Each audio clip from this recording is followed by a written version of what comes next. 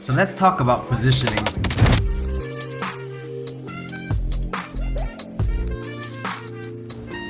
Yo, what is up? My name is Shazam. Welcome back to my channel. In today's episode of Getting Good, we're going to be talking about why I think you should play solos in any Battle Royale game, specifically in Warzone for today, and a little bit about how to go about doing that, how to get the most out of your games, how to perform well, and what you can learn from playing solos. So first of all, solos is generally the type of gameplay. It's a bit different. I mean, it's not for everybody, and I understand that, right? Some people think that, some people have the preference to play quads or trios or duos. They play it for the social aspect. They don't play the game when nobody else is playing it, and I get that, and that's fine. But at the same time, solos can be a very rewarding experience because when you win the game, it's just you, right? There's nobody else that added to your victory or can take away from it. At the same time, there's really a lot of benefits of playing solos. But first off, let's start with why it's difficult to want to play solos. I think the first thing about solos is that it's a very punishing way to play the game. You can queue in the lobby for a minute before you drop into Verdansk, loot for 3 minutes, get your loadout, get killed by someone camping in a building or in a corner, and if you don't win your gulag, basically that's like 6 to 10 minutes down the drain. And I get that, so it is very punishing. Even if you have self-res, it's likely that whoever downed you is gonna thirst you. So I get it. From that sense, it definitely is a little bit more difficult. And I think solos can also be very frustrating because there's not much hope in the game if you can't survive on your own, right? You can't rely on your teammates buying you back. It's definitely in that sense. That adds to the frustration. That's why people generally don't want to play solos, and I totally understand that. But here are the pros of playing solo.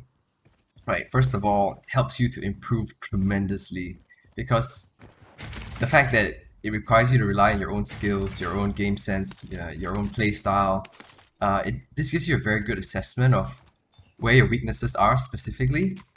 If you always get killed when you're rotating out, if you're always getting killed when you're dropping in, this very clearly highlights to you where your main obstacle is when it comes to the game, right? So this information obviously helps you to tell you where you should work on. And the problem is that in duos or quads or trios, sometimes this kind of gets maybe it's a bit hard to tell because sometimes you get into a sticky situation and you make it out alive, get a lot of kills, but that could be because somebody's giving you very good cover fire, very good support, or somebody's always rezzing you. It's not as obvious, it's not as glaring as to what areas you need to work on, right? And the thing about solos as well is it really forces you to pay attention to your surroundings and raise awareness. And a lot of the times, this is because people are generally camping. So you realize that you're generally going to be in. Obviously, this is assuming that you are not the rat that is camping in the building, camping in the center of the circle for 20 minutes just to come on, fight the last one or two people in the game. If you are moving around the map a little bit, you realize that you usually would be engaged upon by the people that are more stationary. And of course, if you have UAVs and you're just grabbing bounties and just pushing non-stop, then of course maybe you have a better idea of where people are. But for example, in this case, it's not always apparent where the people are going to be. So this puts you in a situation where you're always taking you're not the one that's engaging or initiating the fight, so you're at a disadvantage in that sense. And it teaches you how to react to that situation, because the more gunfights you can win where your opponent took the first shot, it tells you how much better you're getting, how much you're improving, in a sense, when it comes to playing Warzone. And this applies obviously to all forms, all game modes, not just solos. Right, so then if we can establish that playing solos is beneficial and you should play solos, then the next question is obviously how do you play solos? And I think one of the main things you have to understand in order to do well in solos is to understand how other people play solos, right? So comparing solos specifically to the other types of 2v2s and 3v3s, you realize that people in solos generally, and obviously there are exceptions like the YouTube streamers, like I guess hackers, but generally people are playing more passive because with more individuals in the game, the risk of third parties is definitely much higher. So that's a given, right? You can still run and gun, but I think the main thing is to avoid taking a prolonged gunfight. If you're dying a lot in 1v1s, for example, then you could potentially want to assess how you can improve your aim or your decision making, or maybe it's something wrong with your loadout. But when you're talking about playing against campers, the reactive play style, so you want to think about how you can also win a losing gunfight. And I think what you want to achieve, or what you want to do, especially every time you're being shot at and assuming your opponent hits a few shots, right? What you want to do is reset the fight and level the playing field. So we're gonna explore these ideas in this gameplay. But for now, so we talk about the overall strategy of um, how to play solos. So in this case, I've dropped into the silos or the hangars area, and that's a place that I'm not that comfortable dropping into. But I decided that maybe just mix up the gameplay a little bit, and I'm not as comfortable with that, so I move a lot slower and just tend to be a bit more wary. And so dying unfortunately, but making it out of the gulag is great. And one way to regain after coming out of this position is obviously to grab a scav, because last thing you want to do is land somewhere that's already looted and basically you have no guns, no ammo, no plates. So scav is definitely the way to do that. And fortunately enough, the loadout drops around the time that I'm completing the scav, so I can go get my loadout.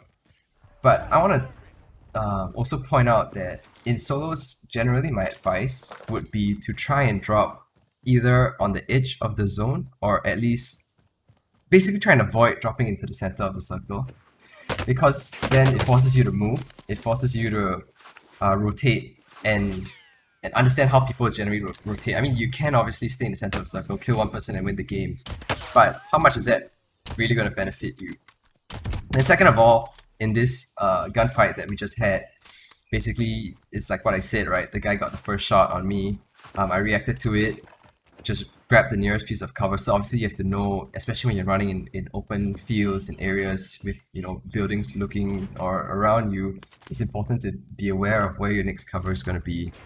So in the event that you do run to someone, you know where to go, you have a chance to play it up. And in this case, my loadout being an ASVAL and a sniper gives me the benefit of having effectiveness at long range. Well, I guess maybe that guy was using some ground loot or something, so he was at a disadvantage. And generally you don't want to start a fight unless you're pretty sure that you can win it or kill your opponent within that gunfight. And if you can't, you have to also realize that the longer you prolong the gunfight, the higher the possibility or likelihood of someone coming to third party. So I'm in a situation here where I'm being pushed into gas. There's at least two people, or maybe one. I hear someone coughing in gas, and obviously the move here is to gatekeep. Somehow he takes off all of my plates, and I run in and get shot immediately. So I guess I'm glad in this case that not only is he being third party, but the gas is pushing, so it's forcing everybody to move, right? And there's a chance, I get a chance to somehow self-res and play it up and make it back into the zone. Obviously, paying attention to the people that might be nearby. Instead of plating up, I decide to throw stuns, and he kind of lost me in this gunfight. So thankfully, that let me get the better of him in this one. But even as we're rotating out, what I want to point out is that it's important to not just cut straight into the center of the circle, especially when you're being pushed by the gas. That's because you're just going to be caught in the middle of a sandwich between anybody that's already in the zone and is trying to gatekeep.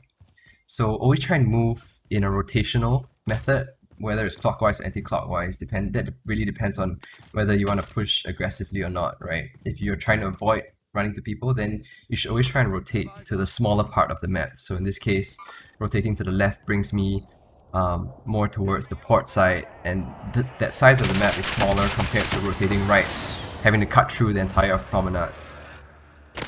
Here I spot someone coming in and I managed to finish him off.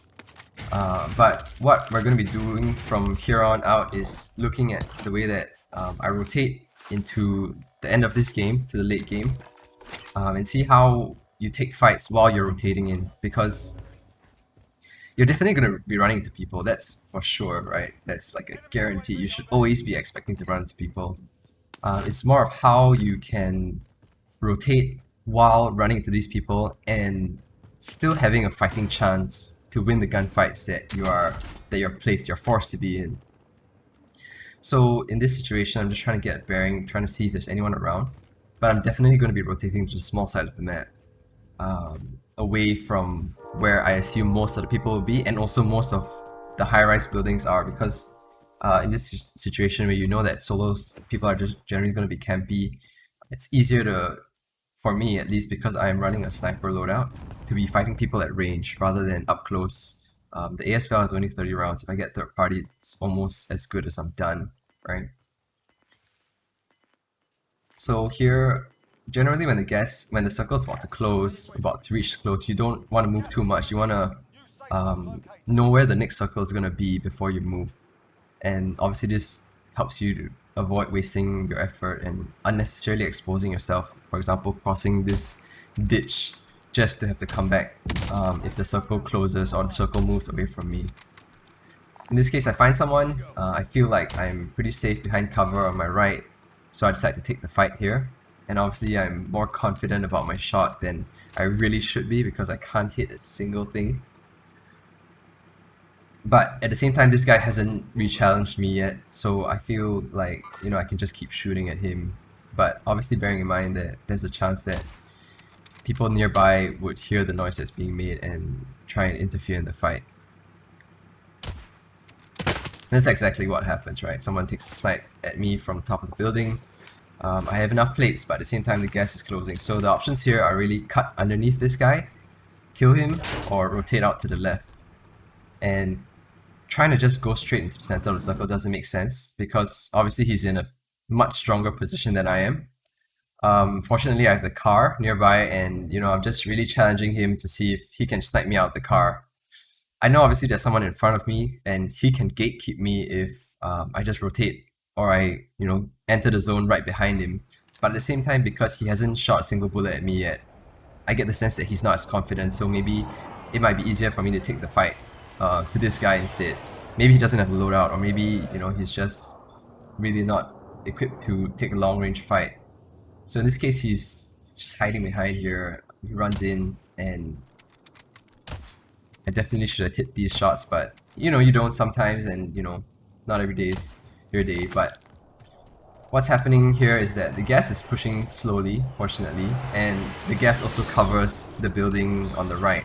So the guy was forced to jump down and parachute in, which is very helpful for me, because while he can gatekeep me while I'm entering, at least I know where he is, and so I'm able to manage the gunfight as opposed to just being sniped in the back. I know where he is, you know, we trade plates, but somehow that doesn't down him. I'm still a bit conscious about the guy that ran in front of me, because I have no idea where he is. I do see a dead body right in front, so you know, that kind of tells me that maybe he got caught by the guy that came down, and he just has a pistol and a plate. So that also kind of confirms the theory that maybe he didn't have a loadout, that's why he was just running. So I see the other guy, and if you caught that, there was just a pixel at the bottom of the screen that tells me someone was right here. So I just throw out some syntaxes to see if I can catch anyone, and thankfully I have a heartbeat sensor. But it turns out this guy was still alive. So I take him out, and it's just 1v1v1. So the guy in front of me is sniping. Panic a little bit, try and take a shot at him, he misses, and right now I just want to plate up and hide behind cover to reset the fight. So gas is coming out really slow behind me. I try and snag the plate. I couldn't manage to get the plate box in front of me, but I get a lucky down on this guy, and the last guy finished him off. So what I actually learned while rewatching this video was that I didn't know that when your opponent calls a precision or a cluster, it actually reveals their position on the map. Now I'm not exactly sure if this applies if he's ghosted, but now that I looked at it and I realized actually this tells me actually I knew where he was, but in this case, while I was playing this game I didn't know. And now I'm just trying to move to a different location to challenge him, and he takes a snipe at me. Eventually, you know, I'm looking at two sides of the rock where he can come out, and so what I'm doing is I'm moving to the left so that I'm only exposed to one side while I take this fight. And fortunately enough, I win the sniper battle. So that's basically wrapping up this solos game. We focus a lot about rotating in a very intentional and conscientious way, and also being mindful and aware that you'll be running into people, and when you do, how do you take on these fights? How do you rotate away or come up in a different position so that you're not coming out where your opponent expects you to be and make you a vulnerable target, and at the same time take on fights that you're more certain that you're gonna win. So that wraps it up for today, and I hope you enjoyed this one. Do leave a like and subscribe if you're new to the channel, and I'll see you guys in the next one.